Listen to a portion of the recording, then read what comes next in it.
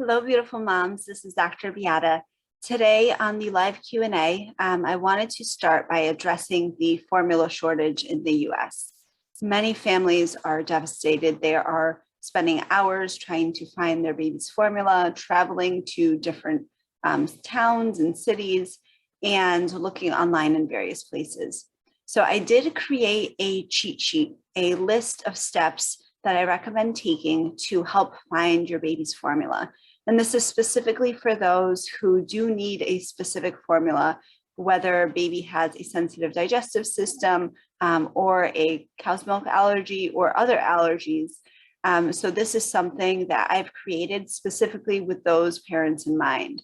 So this is a helpful list of steps to take, no matter what kind of formula you are looking for. And it has different options for you. And I wanted to touch on one of those options today as well. So there is something called relactation.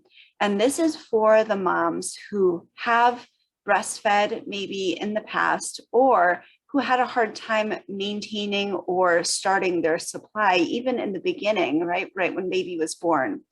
So there is a phenomenon that happens with breast milk. Milk is really a supply and demand.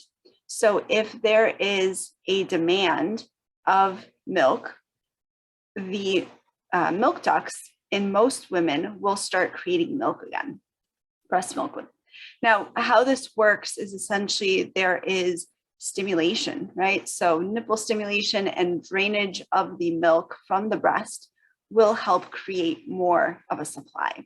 So there are many steps to relactation, and it is possible. So this is my message for you, that it is possible to relactate.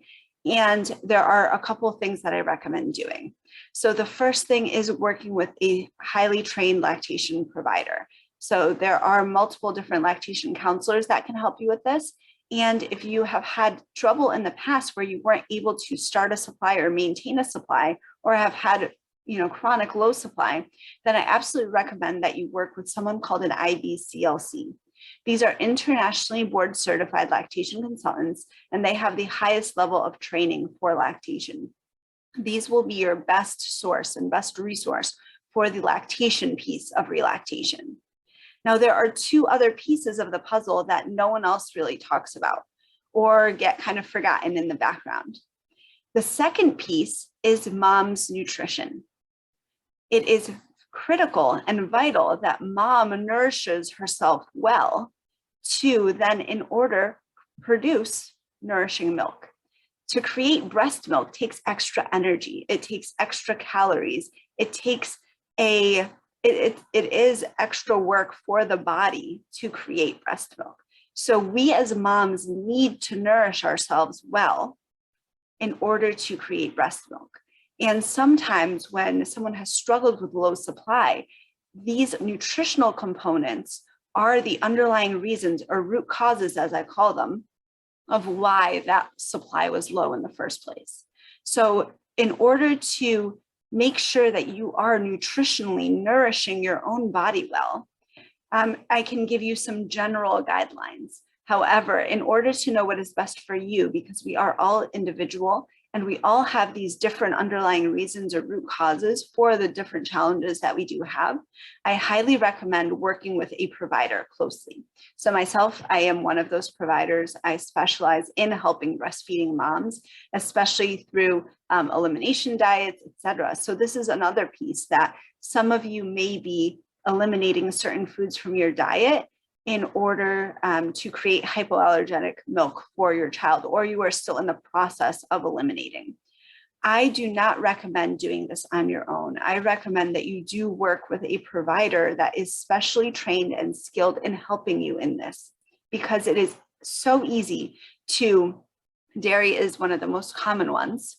So it is very easy to take out a whole food group and still be missing things, still be taking in small amounts of dairy by mistake, or you may be eating a not sufficient diet. You may be not nourishing yourself well because you are limiting your food so much that your body is not getting the nourishment that it needs.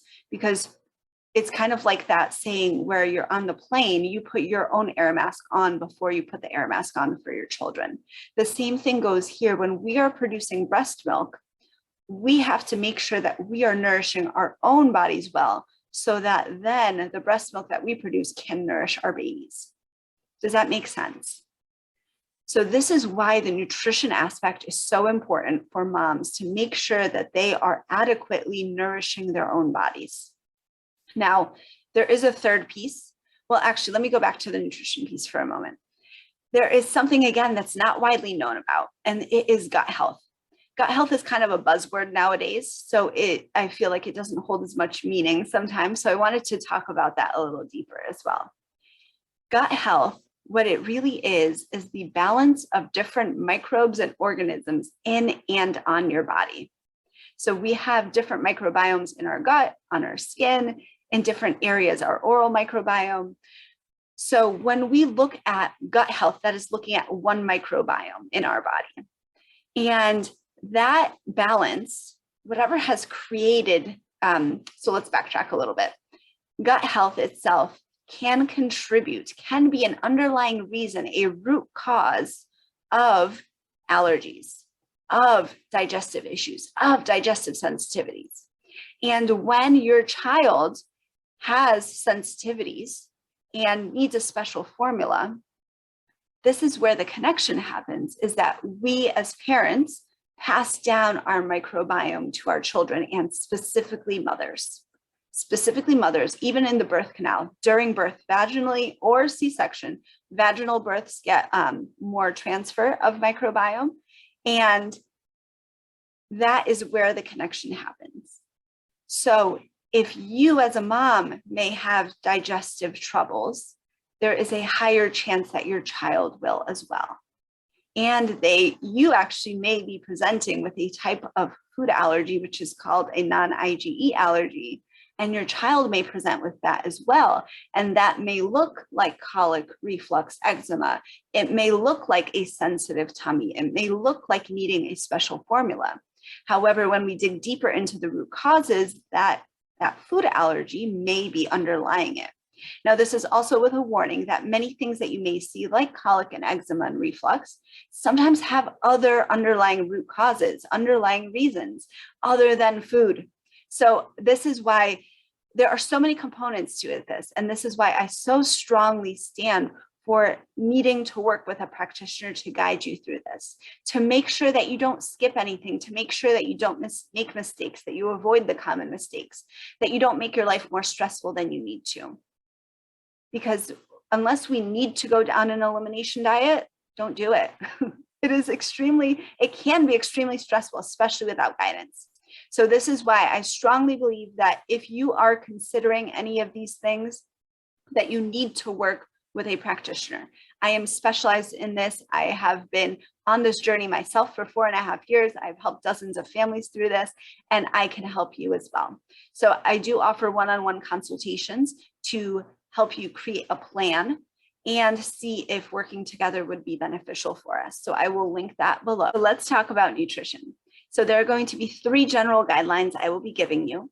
And for customization and care, go ahead and look into a consultation with myself or another provider that you have. So the first thing I'm going to recommend is adequate hydration. As a lactating and breastfeeding mom, you want to make sure that you are intaking enough fluids every single day. The general recommendations for someone who's not lactating is at least half of your body weight in pounds. That is how many ounces of fluids you want to intake every day. Now, for a lactating or breastfeeding mom, I'm going to recommend at least 3 glasses of fluids extra every day. And this is where the customization comes into play. Some of you may need more, and some of you may need less, depending on your metabolism, activity levels, etc. So that is where you want to work with a provider. Number 2 is fat intake.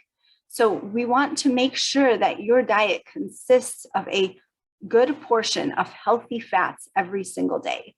This is not the time to be on a no fat or low fat diet. Research suggests that those are not really healthy. And the reason is that we need fats to produce hormones in our body. we need fats to support our nervous system, and we need fats to produce breast milk. So this is critical that you are intaking enough fat. Number 3 is protein. There are recommended protein levels for all people that we need to intake every day for adequate body function. And this is crucial during breastfeeding as well. So these 3 are reasons why sometimes moms may feel like they have a low supply, or maybe if they are pumping, they're having a low supply. The reasons may be nutritional. So you want to make sure that you are working with a provider to make sure that you are getting adequate nutrition. I also recommend sticking to whole foods and not eating many processed foods. And I do want to mention supplements quickly. There are many supplements that people talk about. The research is, I have to be honest, wishy-washy on them. They help some, they don't help others. Some can actually hinder. So I, again, recommend working with a practitioner that is trained in lactation and that can help you with that. Now, let's go into number 3. And I wanted to now go back to the third piece of relactation that is often not talked about. So the third piece of relactation is mindfulness, or I'm going to talk about mindfulness in the sense of affecting our nervous system using mindfulness. Now, let's take a little bit of background about this. So when we have our nervous system and different hormones coursing through our body, and there are 2 main states of the nervous system that we can be in. So one is broken down into the sympathetic nervous system, and the other is the parasympathetic nervous system. So when we're looking at the sympathetic nervous system, that is the fight or flight state of our nervous system. This is when in the past, a tiger jumped out at you in the jungle and you ran away or froze and pretended to play dead, or you tried to fight the tiger. Your body interprets this as your life is at risk. Now, in modern days, most of us don't have to worry about tigers. However, what we do worry about are all the things that we stress about all day long. We stress about work, we stress about the kids, we stress about relationships, and all that stress creates increased cortisol in our bodies. This hormone increases the stress response. What happens is our digestive system shuts down. It impairs our digestion. It makes us not think clearly. It makes us not feel good. We feel like we are in constant survival mode. We don't experience joy. We don't experience happiness. And when this is happening, and let's say you're trying to pump at the same time, you are not going to be able to produce milk. Your letdown may not happen. It may not happen as strongly because those same hormones affect milk production. Our bodies are wonderful. They're amazing, and they're complicated. There are so many pieces to the puzzle.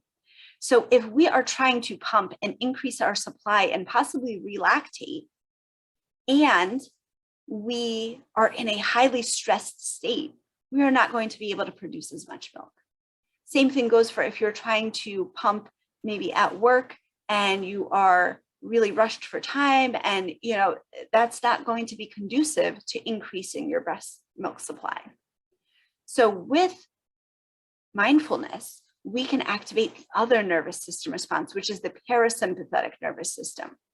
The parasympathetic nervous system is the rest and digest state. What this means is that our hormone levels change, cortisol goes down, our digestion can work better, our relaxation hormones kick on, and there's other tips and tricks that we can go deeper into that relaxation phase, especially with the mindfulness. And this way, when we are more in this parasympathetic state, we are relaxed, we are calm, we are present in the moment. And that is what can dramatically impact and increase your breast milk production. So I highly recommend, if you are looking at relactating, that you do want to look at all 3 components. We want a lactation provider working with you. You want a nutrition provider working with you, and a mindfulness provider working with you. Now, myself, I have my limitations. I am not a lactation consultant. My lactation education is from my personal experience and from learning since having my daughter. However, there are so many IBCLCs that I have resources and can connect you with. These are the people that you want guiding you with the specific pumping strategies. Those are the ones who are more specific for that lactation piece. The nutrition piece and the mindfulness is what I specialize in, especially if you are on an elimination diet. This is where I can help you the most. Now, when we talk about all of these pieces, this also applies to you if you are just breastfeeding, right? How different can your experience be if you had these other components in place? If you felt confident, calm, and empowered, knowing that you were nourishing your own self well, knowing that by nourishing yourself, you are now nourishing your baby well, knowing that you have these mindfulness tools and strategies and practices, and that you can use them at any time to completely transform your state from one of being stressful and overwhelmed, maybe panic and anxiety, to one of calm and presence and peace and confidence. And this is something that I focus on. So the Mindful Mom Circle is opening up next week. And there are 2 different levels of this. I wanted to give you a little bit more information for you to see if this may be a good fit for you. So the Mindful Mom Circle, the first portion of it is a bi-weekly, and it may be, I'm still working out the exact schedule. So it's going to be at least once every other week with some additional weeks in between. It's essentially 8 sessions in 12 weeks of different mindfulness strategies, of accountability, of support, and teaching you how to change your state, your motherhood experience, transform your family experience, your household, because what I found is that whatever state the mom is in, the household is in. So by changing your state as a mom, you actually can increase and improve the well-being of your family as a whole. And now, when we do this, you transform as a person as well. Your connections and relationships with your family members, with your little ones, improve. They get deeper, they get stronger. This is where the holistic health piece comes into play, because as we change our state, maybe emotionally, mentally, energetically, at the same time, our physical health improves. Our physical body, like we mentioned earlier, that connection, our digestion works better. Our hormone levels improve. They become healthier. Is that what you want? Now, some of you need more support because your little one maybe does have colic, eczema, reflux. Maybe they do have food allergies. Maybe they have something called FPIES, which I am specialized in and very familiar with. Now, for those of you that you need more specific one-on-one care to create a plan for you. So essentially with that option of the Mindful Mom Circle, we are meeting on the weeks off and having one-on-one consults, working very specifically to identify and address the root causes of your little one's signs and symptoms, whatever it may be that you're seeing. And this applies to many things, including colic, eczema, reflux, food allergies, but also sensory needs, sensory processing disorder, behavioral signs and symptoms that you may be seeing. It does go into even the autism spectrum. So the underlying reasons, when we can identify these and address them, we can see real change and real transformation. And for myself, the combination of this holistic approach, utilizing the emotional aspects, the mental health aspects, the energetic aspects, the mindfulness aspects, plus the physical aspects, the nutrition, the gut health. When we can identify and address those underlying reasons, that is when we get this holistic transformation. Because I'm going to tell you right now, this is something that one of my friends actually, Karen, shared with me. When you just want information, you can Google information for free. Information, there's a ton of it out there. However, knowing what you need, when you need it, that is different. When we're looking at what is appropriate for us at the given time, then you need to work with a provider. We need guidance. We need an assessment and an evaluation. So that is the difference between getting information for free online and having a transformation. For a transformation, you're having a provider work with you closely. You are getting guidance. You are getting custom care based on what the provider is assessing and evaluating for you and your little one. You're getting those root causes identified and addressed. And there's something I work closely with called a root cause analysis, where we look at identifying the problem, defining the problem, understanding it, and then identifying the root causes, making changes and monitoring, and going through that root cause analysis cycle as many times as needed, because then we can, because sometimes there are multiple root causes. That's for one. The other reason is that as we address these underlying reasons, we get actual resolution of these signs and symptoms. We're not covering them up with a Band-Aid. And when putting all these pieces together, that's when you get a transformation. That's when your household improves, your family life improves. So if you would like more information about that, please feel free to send me a message. Again, I will leave the link for the consultation below. So you can always reach out and we can meet and see if this is something that would be beneficial for you and your family.